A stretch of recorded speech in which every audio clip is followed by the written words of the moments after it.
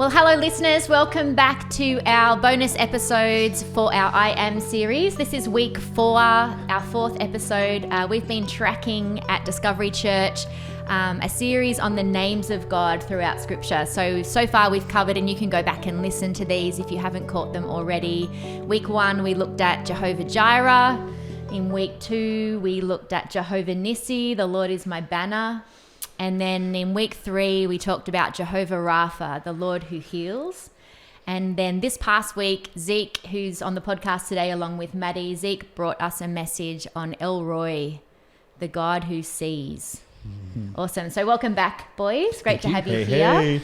And we're going to spend the next 20 minutes or so just unpacking that name El Roi. So how about what we've been doing on these podcasts is starting with a bit of a recap on Sunday's message, just for those who might not have listened or just as a refresher. So Zeke, do you just want to bring us up to speed? Yeah. Give us the highlights reel of what you shared on the weekend and just invite us into that name of God. Yeah, so this story and revealing of the name of God centers around a story in Genesis 16 where we're presented with, after Abram receives the promise that he's going to be the father of nations, look at the stars and your descendants will be that. We find ourselves 10 years after that promise, and Hagar, who is the Egyptian maidservant to Sarai, Abram's wife, has come to the conclusion for maybe just various reasons, but she feels that the Lord has prevented her from having children. And so in this story, culturally accepted in that culture to give your maidservant to bear children, and that child by law and in that culture would be recognized as their own. And so Sarah, thinking the Lord has prevented her from having children, gives Hagar over. But what Sarai didn't predict in that was that Hagar was going to look on her with contempt, and some jealousy and frustration and hurt happen in the midst of this story, which caused Sarai to treat Hagar badly. Hagar goes on the run, and she is met in the wilderness by the angel of the Lord, who sees her, who gives her a promise, that very similar promise to that of Abram, that her descendants are going to be of multitudes, and she's told to return back and tell Abram that she's going to have a son, and she recognizes in this moment that God sees her. And what I reflected on in the message on the weekend was, we have Sarai and we have Hagar. Hagar being a maidservant, a lower person in society, and then you have Sarai, who is, in power over Hagar, who is someone of prominence, a woman of rank. And we find these two people on almost the two opposite ends of the social scale, but they have one thing in common, is they're both hurting. And so we unpacked, what does hurt do, and how do we respond to God when maybe we've been unpacking these names of God, like God as a healer, God as a provider, God as our victory. What is our hope and peace that we can cling to when we're not seeing those things? And we found it in this story where God actually sees, but also God hears. And so that's a big overarching picture of the story. Yeah, and one of the details that you drew out on the weekend was that in some of the other stories we've been looking at, it's been God who intentionally reveals himself in this way. Whereas in this particular story, it's a revelation that comes to Hagar where she sees God as that, or realizes that God sees her. So it's almost a different way of that revelation coming about, which is a cool detail of this story. Because one of the things we've been asking ourselves as we've been tracking through this series has been what has been in opposition to that name of God in the culture of the day and in our culture now, that would be opposite to God as the one who sees. Why is this such a revelation for her? So I'm not sure if you want to weigh in here, Maddie. What are some thoughts that you might have on what's in opposition in our culture or in the culture of the day that they were living in, where God revealing himself as one who sees, or Hagar realizing that would have been like something different to their experience. Yeah. Well, I think that, there's so many things that I connected with in terms of your message. Hagar being a runaway slave, that idea of us running away and going from thing to thing to thing. Thought that was absolutely unreal. The fact that the revelation of God's name comes through an Egyptian slave. Whoa. Like it's not God, but you know, that he's revealed through the lowest of the low. Huge stuff. But in terms of the culture that we live in, it's been called, like the culture that we live in now is it's attention economy, right?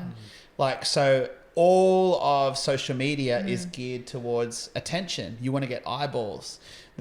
Companies are vying for our attention. Even if it's a second, they're vying for seconds of time in your brain. And I think what that's done, so that the idol of attention is, you know, a generation of petulant children screaming out, "Look at me." And the whole time we have a God who sees. So he's already sees us. He already hears us. So the attention that we're after is already been given to us by him, which, like, what a relief. Like, I don't have to obsess over my social media following for my identity. I don't have to obsess over my listenership or my or any of those external standards of attention on my life. You know, because like just that constant howling into the void, or just praying and hoping that someone's going to see me, someone's going to notice me.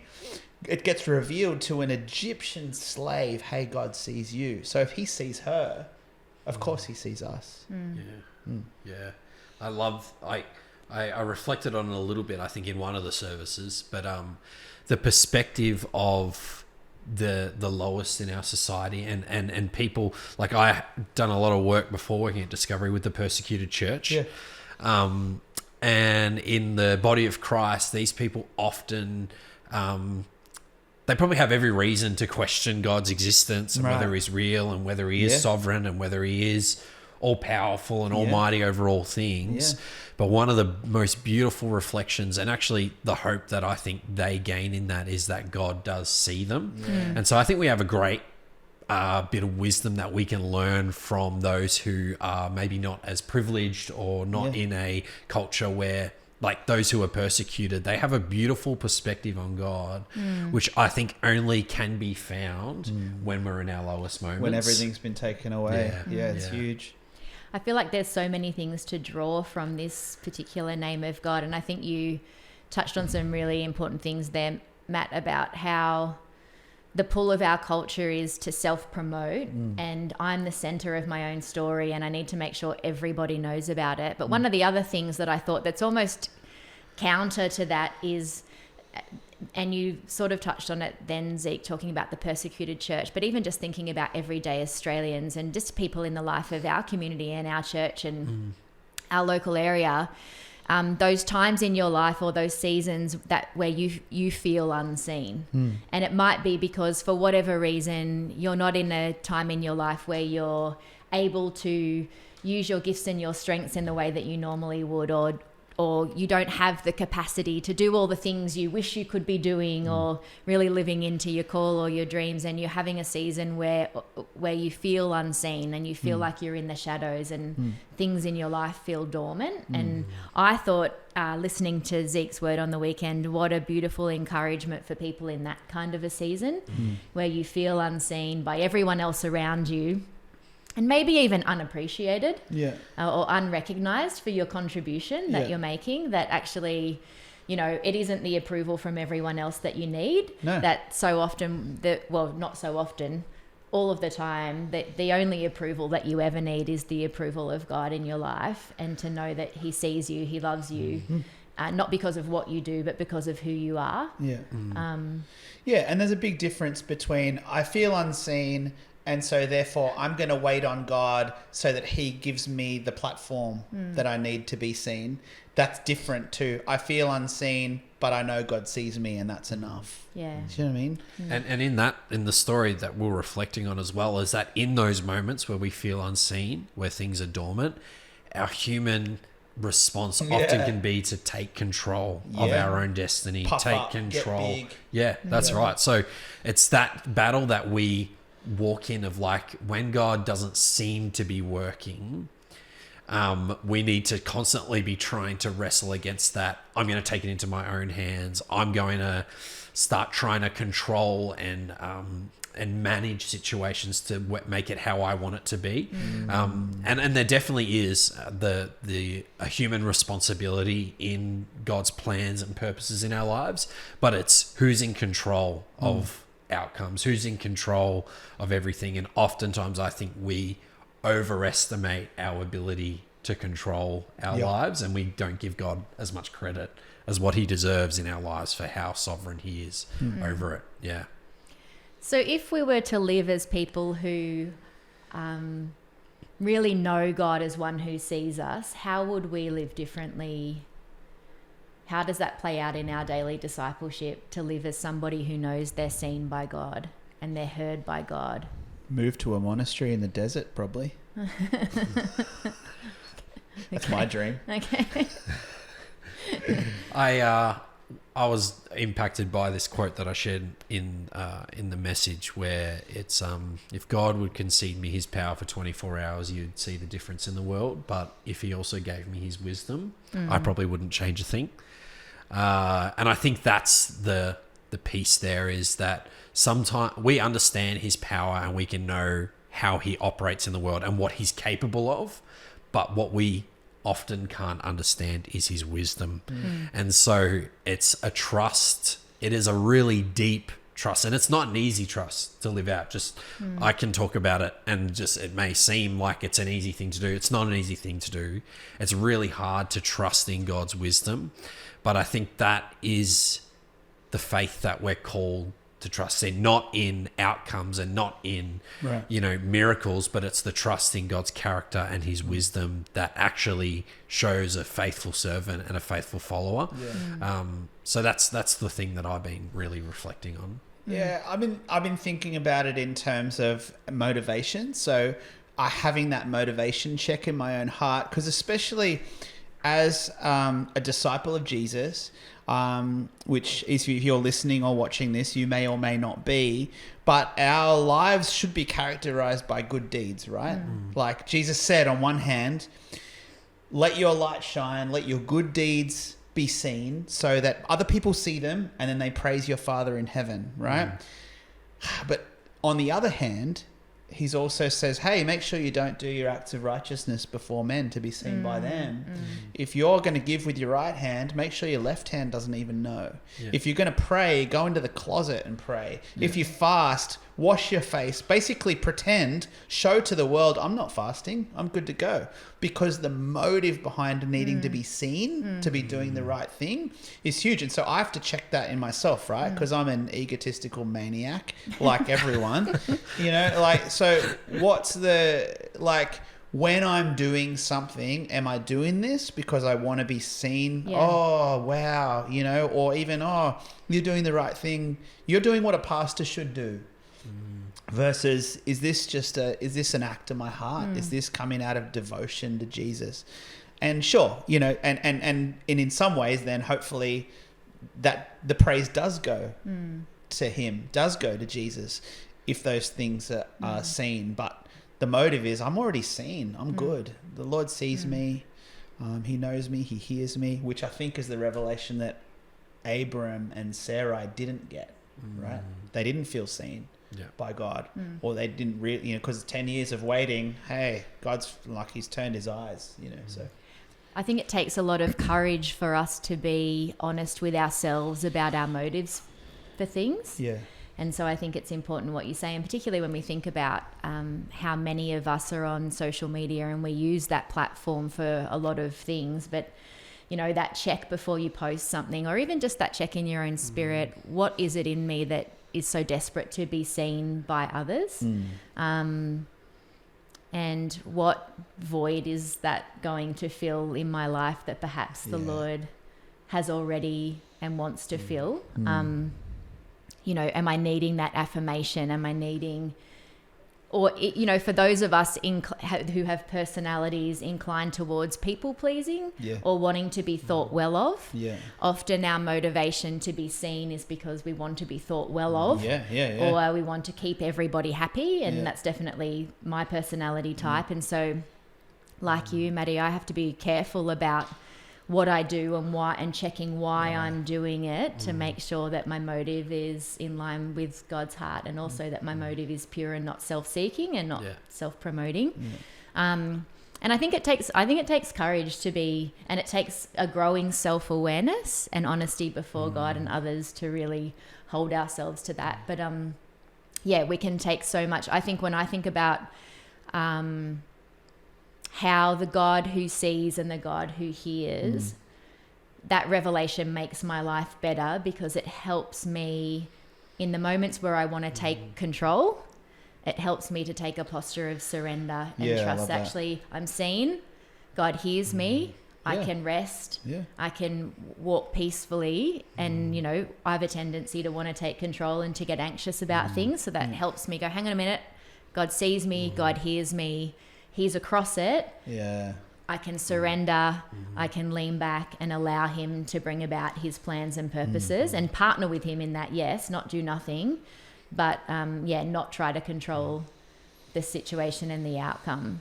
Can I bring a challenging story? I'm reminded as we're chatting about this story in the persecuted church, funnily enough, but this guy and his 5 children and wife were displaced because of ISIS rule in their hometown.